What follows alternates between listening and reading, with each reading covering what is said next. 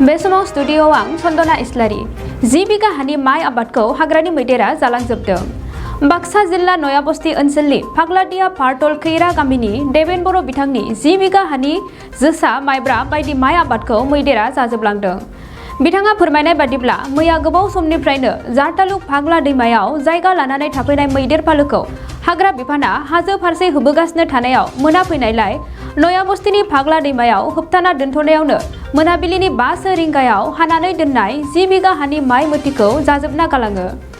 बिथाङा फोरमायबावनाय बादिब्ला बोसोरनि ओंखामखौ बिथांनि नखरा बे 10 बिगा हानि माइ आबादजोंनो बुथुमनानै लायोमोन।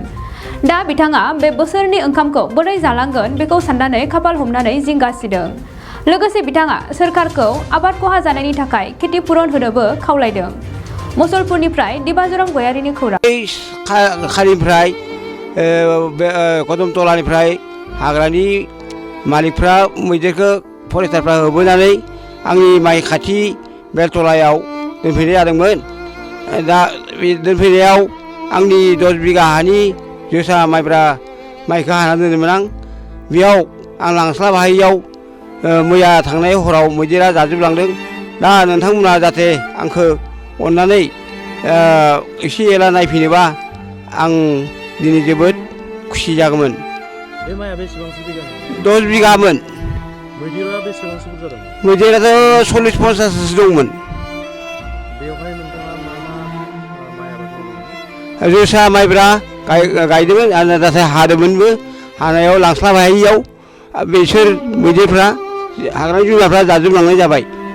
नोंथाङा बेखिनि आबादजोंनो न'खरखौ सोलियो? बेखिनि आबादजोंनो आं दा न'खराव सोलिबाय थादोंमोन।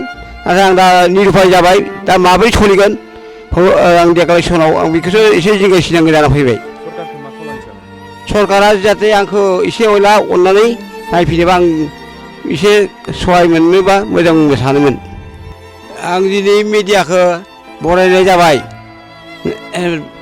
थांनाय साननिफ्राय होबो बिथांमोना बेलतल खाथियाव मैदेरखौ दोननाय जादोंमोन।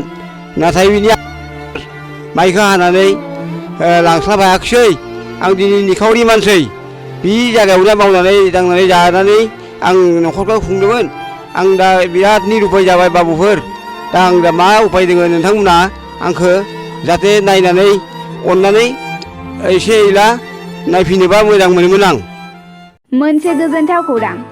गोजोननि नोगोर क'क्राझाराव थानाय बाजार इन्डिया आरो MRM हस्पिटाल साखाथियाव बड'लेण्ड थेरापिस्ट सेन्टाराव थुब्ला ब्रह्मआ गुबुन गुबुन रोखोमनि सानाय सुनाय गोनां सुबुंफोरनि थाखाय फाहामथाय होनाय जायो। जेरै जान्जि सानाय, हान्थु सानाय, गोदोना सानाय, आदै सानाय, आफादावदै सानाय, जानजि जरा सानाय, खर' सानाय, सिनस्रि जरा सानाय बैफोरबायदि सुबुंफोरनि सानायफोरखौ फाहामथाय होबोगासिनो दं। सोरबाफोर बे बेरामाव गोग्लैनाय सुबुंफोरा बे खाबुखौ लानो हागोन। गोबां मिन्थिनो थाखाय नैबे जानबुं नङाव फन खालाम 9974030738।